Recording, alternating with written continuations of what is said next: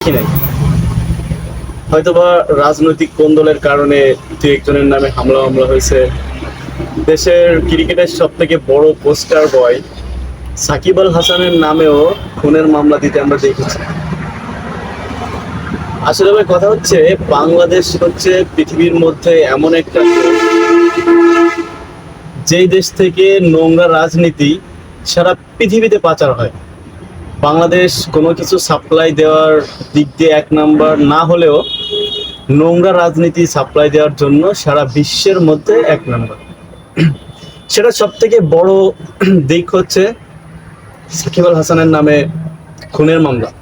আচ্ছা চিন্তা করেন, আমরা ছোটবেলা থেকে একটা স্লোগান শুনে বড় হয়েছি যে মাদক ছেড়ে খেলতে চল, খেলাধুলা বাড়ায় বল। তো মাদক থেকে বাঁচার, তারপরে বিভিন্ন ধরনের সামাজিক অ্যাডিকশন থেকে বাঁচার জন্য সব থেকে মূল যে উপায়টা হচ্ছে বা মাধ্যমটা হচ্ছে, সেটা হচ্ছে খেলাধুলা বা খেলার মাঠ। তো সাকিব আল হাসান বিশ্ব বরেণ্য একজন ক্রিকেটার, এবং বাংলাদেশের ইতিহাসে সাকিব আল হাসান আগামী 1000 বছরেও সেকেন্ডটা আসবে না, এটা অনেকে ধরে নিয়েছে। তো সেই জায়গায় সাকিব আল হাসান একটা কাজ করছে, একটা ডিটেক্টেডের দলে, একটা খুনির দলের এমপি ছিল। তো যত যাই হোক, সে নিজে কতটা দোষী, তার একটাই দোষ, সে হচ্ছে একটা ডিটেক্টেডের দলের এমপি ছিল বা সাংসদ ছিল।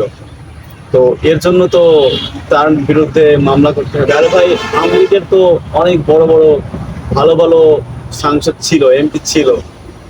আওয়ামী লীগের যে সবাই যে খারাপ ছিল বিষয়টা তেমন না, যদিও ম্যাক্সিমাম খারাপ ছিল, কিন্তু সবাই খারাপ ছিল বিষয়টা তেমন না।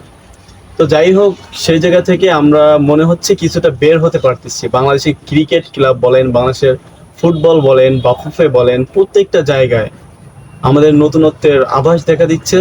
আমরা চারিদিকে নতুনত্বের একটা অনুভূতি পাচ্ছি।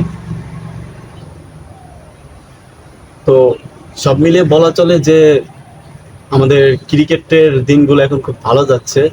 আমরা ফুটবলে সাফ চ্যাম্পিয়ন হয়েছি। তারপরে হচ্ছে রিসেন্টলি আমরা টেস্ট ক্রিকেটে পাকিস্তানকে হারালাম।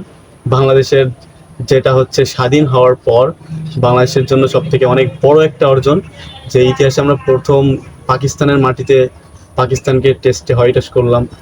এখন দেখেন, ইন্ডিয়া বধে হাসান মাহমুদের 4 উইকেট।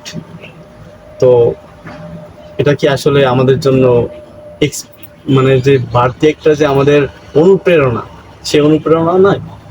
তো এখন কথা হচ্ছে যে বাংলাদেশের ক্রিকেটে ইতিপূর্বে যত যাই ঘটেছে, যত কালো অধ্যায় ছিল, নাজমুল ইসলাম পাপন যে কুলাঙ্গার ছিল, এই কুলাঙ্গারের অধীনে বাংলাদেশ যত বছর ছিল, বাংলাদেশের যে উন্নতি করছে সেটা হয়তোবা মনে করেন যে অতিরিক্ত অর্থের চাপে করে ফেলেছে।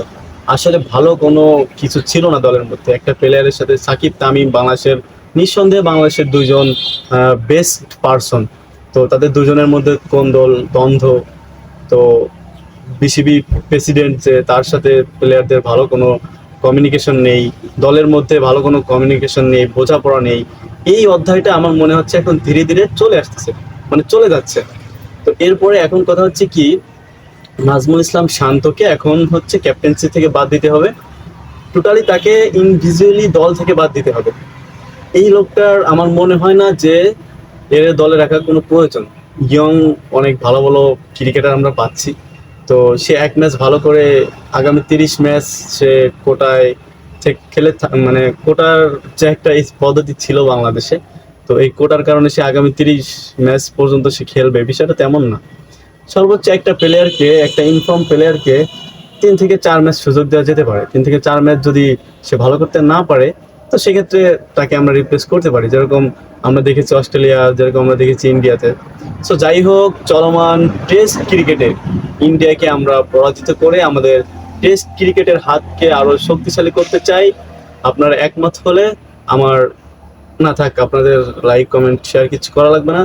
যদি মন চায় ভালো লাগে পরে করে দিন অন টাইম।